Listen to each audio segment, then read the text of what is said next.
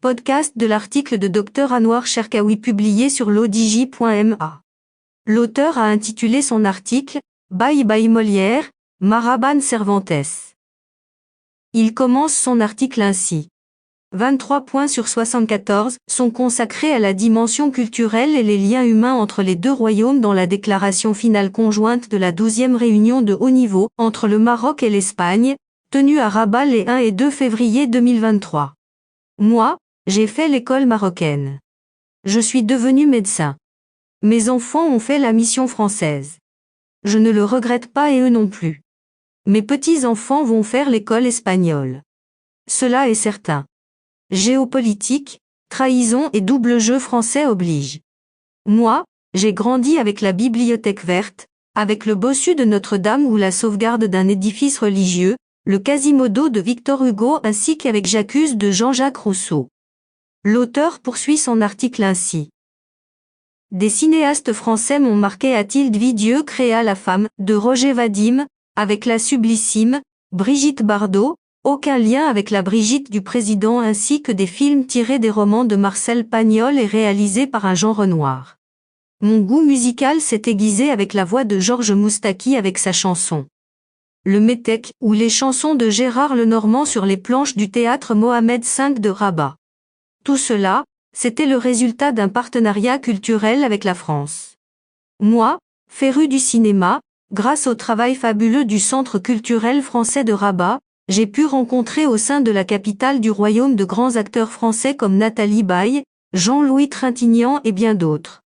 J'ai discuté avec un grand artiste mondial, décédé en 2021, Jean-Claude Carrière, écrivain, scénariste, parolier, dialoguiste, metteur en scène et acteur. Scénariste de « Cet obscur objet du désir », la dernière réalisation de ce grand réalisateur espagnol qu'est Luis Buñuel, en 1977. Le scénariste de ce chef-d'œuvre allemand, Le Tambour, du réalisateur Volker Klondorf et de « Les fantômes de Goya » en 2005 du grand Milos Forman, réalisateur du film, que tous les Marocains connaissent, Vole au-dessus d'un nid de coucou avec l'excellent acteur Jack Nicholson. Il y a même quelques années, dans notre mythique théâtre Mohamed V, j'ai assisté à cette belle déclamation de poésie par la voix suave de Jean-Louis Trintignant, ce grand acteur français, qui j'avais interviewé pour le journal Al-Alam, début 1990, grâce à la collaboration du Centre culturel français de Rabat. L'auteur précise ainsi. À cause de la bêtise du gouvernement français actuel, de son comportement avec mon pays et à cause de sa fourberie, comme aurait pu dire Molière, je commence à me détourner de cette culture française qui m'a tant bercé dans mon enfance et mon adolescence. Méfiance que je partage avec mes enfants et mes petits-enfants.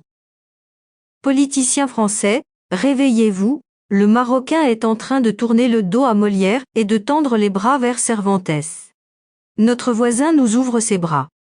La nature déteste le vide, je vais effacer de mon imaginaire un Jean-Luc Godard ou un François Truffaut et je vais les remplacer par un génie du 7e art, reconnu mondialement, un Espagnol, Luis Buñuel.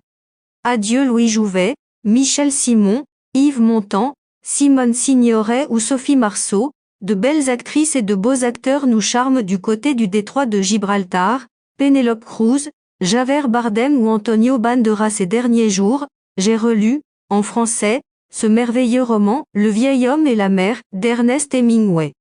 J'ai voulu le conseiller à ma petite nièce. Elle m'a rétorqué, The Old Man and the Sea. Lire ce roman en anglais est d'une éternelle jeunesse.